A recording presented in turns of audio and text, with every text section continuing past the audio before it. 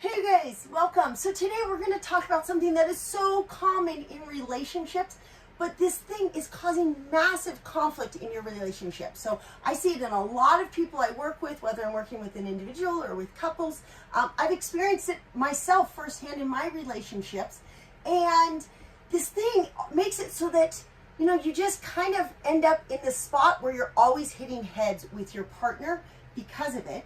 And so I'm going to go into detail what exactly that is and how you can work around it, and give you some specific things, specific exercises to do. It's something that actually we talk about over and over, but it's so important, and yet it seems like it's so hard for people to do this.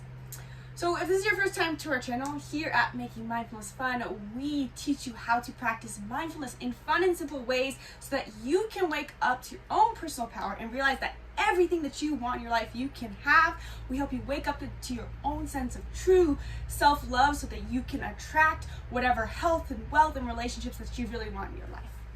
Okay, so what is this thing?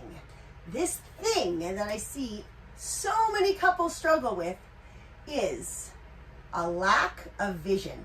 They don't know what they want. They don't know where they're going. Now, I don't think it always starts off that way. In fact, at first, I'm going to give you a little hint though, like the thing that first draws you to each other or draws couples together is from a lack of this, and then it's that same lack is what causes you to have no vision. Meaning, you're usually drawn to a person because of a lack of self-worth. We have a generational cycle of feeling unworthy, and then because we feel unworthy, we create a life for ourselves to extrinsically prove our self-worth, right? You want to add to that? And quickly to interject, that's essentially why pretty much everyone is in a trauma bond relationship. Not really. And it's actually going to come back to what we're going to say in a minute, where it's just a trauma bond, and most people, when they end up with their partners, they end up partnering with their partners not out of a sense of actual third eye of like, well, I like this about this person and this about this person, and I want to do these things together with this person, and there's an actual identifiable vision for what you like in that person and see in this person. It's actually, if you can't explain it, if you can't explain why you ended up with this person, it's really coming from a sense of a trauma bond, which a trauma bond is the same thing as generational unworthiness. And the exercise that I do with my husband a lot of times is say, what is love? Like, it's like, I love you, I just love, my value is love. And like, okay, but we have to be able to express that in our day. We have to see that in the things that we do.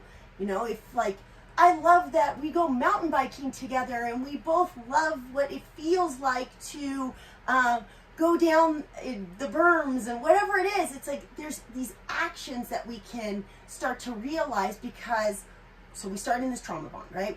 We're in this relationship and we're filling a deficiency that we felt. And we probably have this deficiency because our parents had that deficiency. And for them to overcompensate that deficiency, they probably trauma bonded and then trauma divorced. And even if they did stay together, there's a good chance that they put expectations on you to fill where they felt unworthy. Let's say they didn't go to college, and so now they're going to self-sacrifice to make so much money so that you can go to college, so that you don't live the way they lived.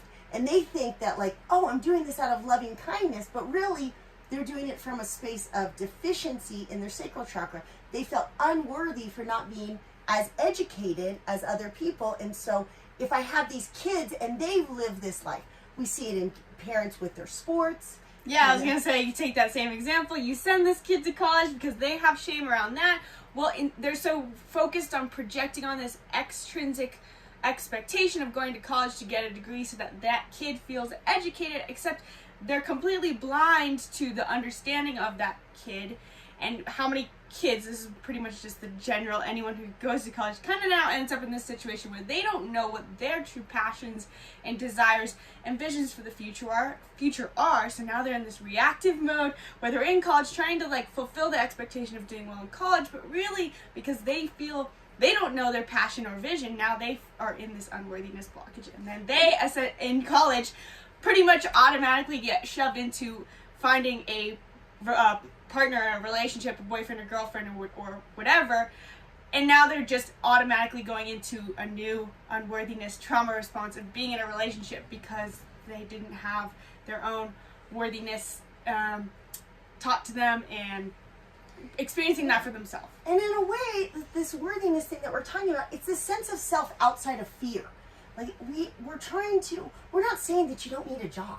You do need to support yourself. If anything, we believe that self-reliance and self-responsibility are the highest goal that you should be doing. And if that means you need a college degree in order to use your skill set, that's fine. That's not what it's about. It's about outsourcing expectations because you as a parent felt shame or felt fear. And so we end up in these relationships, right? Starting off, right? We understand how we got there, and that our generation before got there that way, and the generation before probably did. And there's probably some place where it wasn't always out of shame or out of unworthiness, or it was more out of even fear, more of a root chakra. But it still ends up playing out into sacral chakra. So we have these blocked sacral chakras. We trauma bond with somebody, and we're like, have all these hopes and dreams that they are going to fulfill us in the sense of make us feel seen, feel heard, feel valued, maybe smother us with affection. But in doing so, we end up outsourcing to each other our desire. Whatever you want, sweetheart. If that makes you happy. And early on, you just feel so excited to be seen, to be heard, to feel valued, that you end up making a whole series of decisions that kind of trap you, right? You end up in a car payment, in a mortgage, with one kid, with 5 kids, you end up with all of these things that it makes it harder and harder to say, like, pump the brakes and be like, hold on a second. I kind of need to, like, sort out who I am. Like, this was, like, I started I know why I started this. It felt really good, but it doesn't feel so good now. But now I'm kind of handcuffed.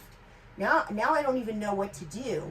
And I don't even have the emotional ability to sift through what I'm thinking and feeling because I got to get to work, and then the kids need to be picked up, and then my wife's asking me all these questions, and I just want to check out. Like, we have this feeling of just like escapism. So of course we're addicted to dopamine. How could we not be?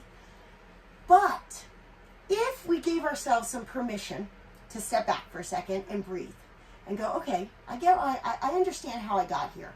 And, let go from your heart chakra. Gonna have to forgive yourself real quick to be like, all right, I made some mistakes, but I still have these opportunities. I have tomorrow, I have a month, I have a year, maybe I have a decade, 2 decades. Hopefully you have a whole beautiful life in front of you.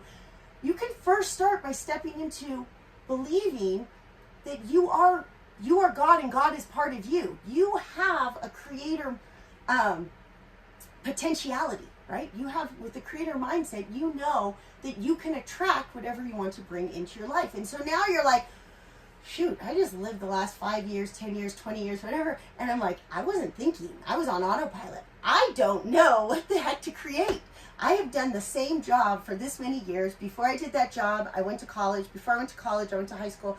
I have been on autopilot so long in my life doing the same things. I mean, I did go to Australia once, so that was kind of cool.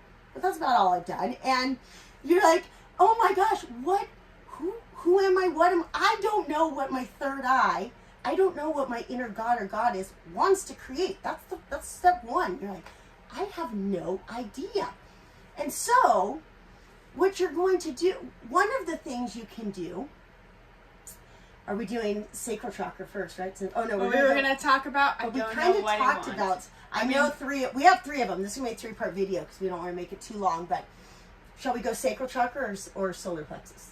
I think we should go into more detail on the I don't know what I want. Okay. So Manipura. So, because there's 3 ways. You're going to have to integrate all 3 of these videos. So Manipura means, like, if you just don't have the experience, you were on autopilot for so many years that you have nothing to draw upon, right? And I was there once. I was totally there. I lived in San Diego for like 36 years before I ever even tried surfing. I barely ever went in the ocean.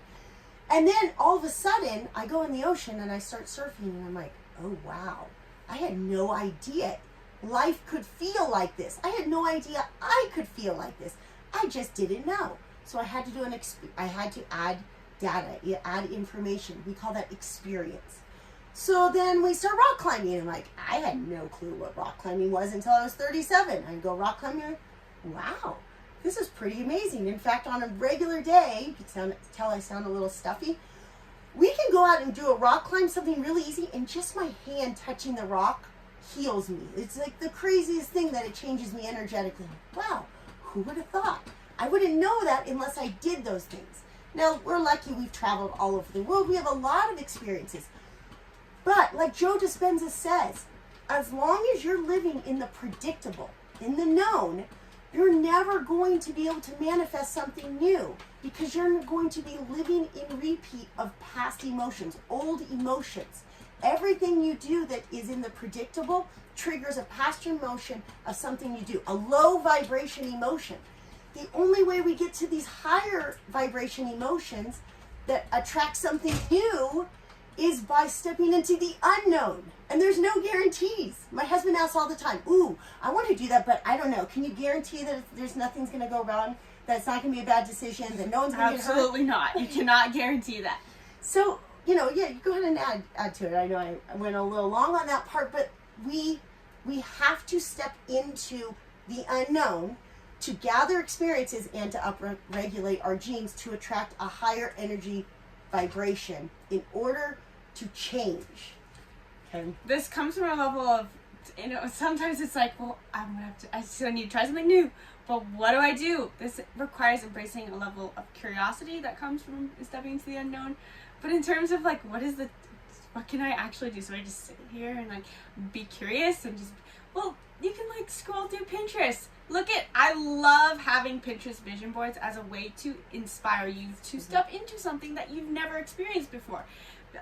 Like literally going and starting on one tangent of, let's say you want to go rock climbing. You go on Pinterest and search rock climbing and find, because we're visual creatures. We are tied up in our five senses, and so using those five senses to our advantage to inspire our sixth sense and looking at things that make you feel a certain way. If you look at something and it sparks something like, oh, I'm curious, looking at that and just gathering together this big compilation of a Pinterest vision board of things that are inspiring you that you haven't experienced, and they make you feel something that you want to experience.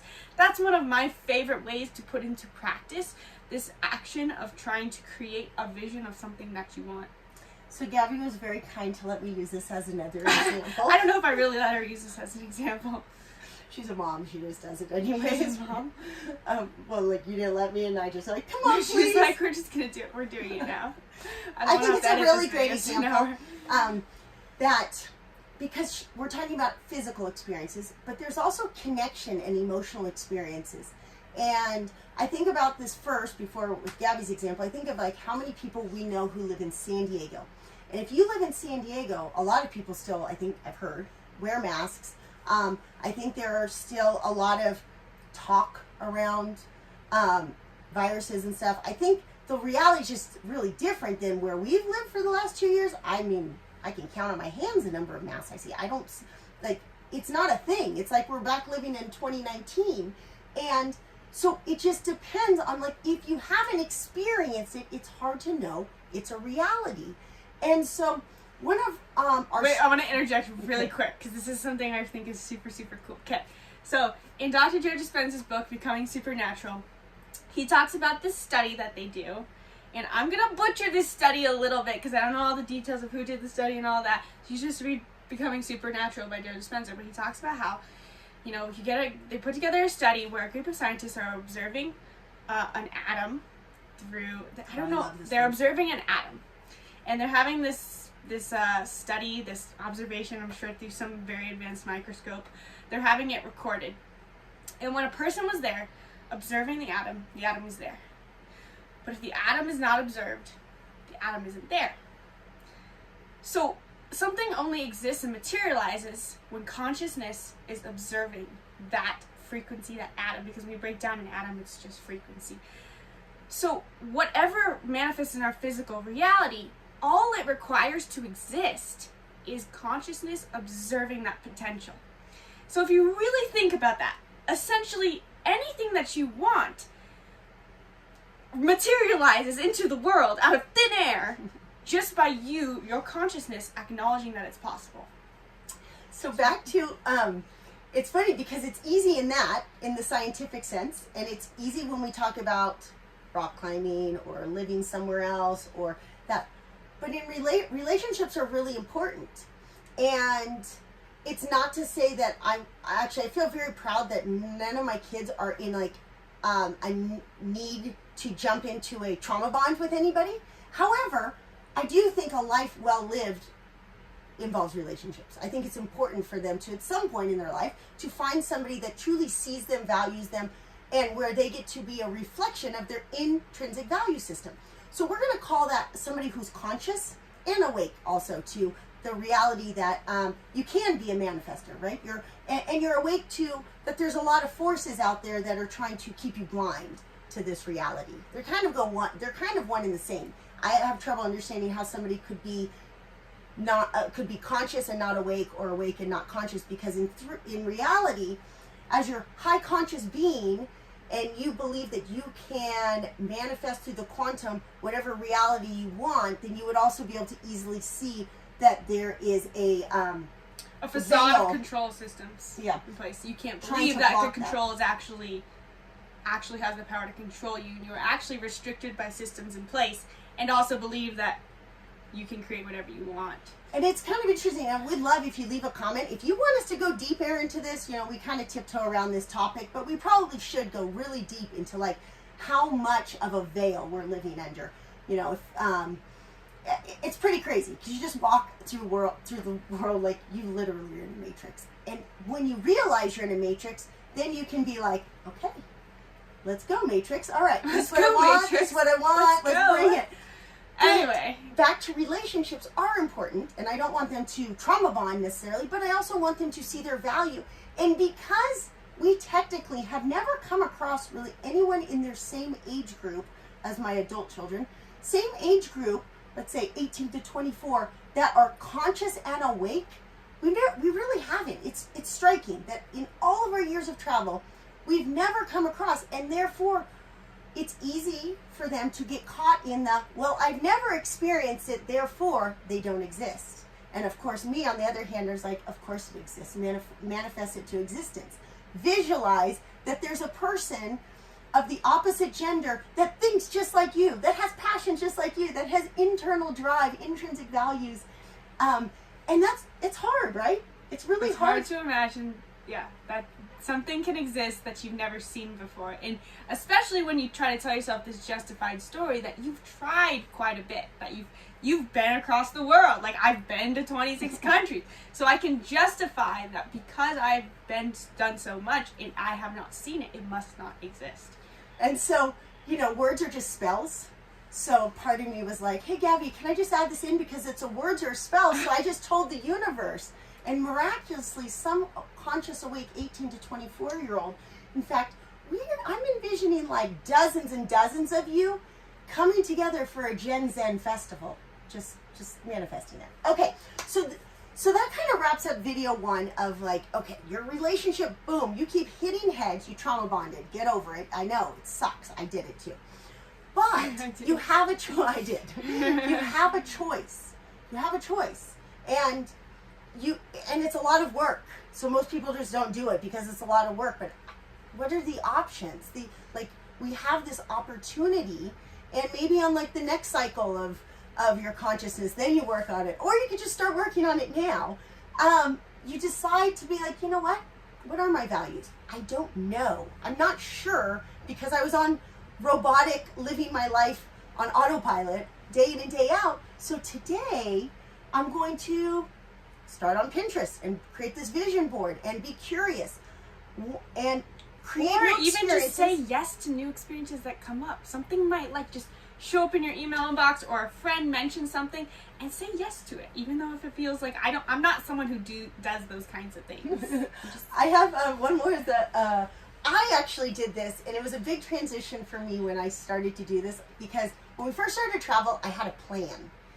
And I have a blog about this too, that one day I didn't have a plan, and I got to a crossroads and I'd go to the kids left or right. And I thought I was so excited that day. I was like, wow, I didn't have to stick with a plan. I got to just choose. Now, some of you that are prospecting types, you're like, I do this all the time. And that's okay. Maybe you need some judging elements in your life, but whatever. And so, left or right, let's just see where it goes. And it was kind of cool because I go, wow, we turned right and it went there. And then honestly, for the last 6-7 years, our life has kind of been like that. Like a whole bunch of series of like, left or right. Wow, I went right. I can't believe that happened. What if I had gone left? I wonder. So I have a client who's struggling with a relationship. And every time she's like low, I tell her, like, I just wish she would just get in her car, put whatever, $500 in cash. Well, she'll probably need more because by the time you pay for gas and a hotel. But I said, whatever, just pick a dollar amount, get in and decide like how far you can go and just drive. And like maybe it's only going to get you 30 miles to a town you've never been to. Or maybe it's going to get you 500 miles and you go to a town you've never been to. But I want her so bad to just get in the car and go drive somewhere new. And just go with curiosity and open eyes and an open heart. But have discernment. I don't want you to get into a bad situation, but just go and like observe life, but be open and receptive to whoever you meet. And have conversations with strangers. And ask hard questions. And detach at the same time. You don't have to like the first person who tells you, oh my gosh, you'd be great at this job. Doesn't mean you like have to jump all in. But it's just, you need to add the experiences by open mind. We don't do that anymore. We don't even let our kids play in the street anymore. Soccer. I mean, like, our kids used to have that ability to have experiences, and now we control all of those things. So they grow up with limited experience. They don't know what they're really capable of because we don't let them fail often enough. I do. I mean, I let them go climb crazy rock walls, but still with restraint, of course.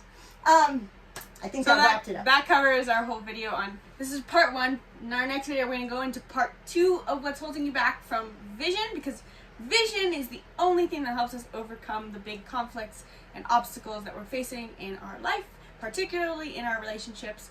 And so in the next video, we're going to dive into I don't deserve blank. I know you've already subscribed and you hit the like button, but we'd love some comments. Let us know, because it's nice to have a two-way relationship here on YouTube and not just one way. Thanks for watching. See you guys next time.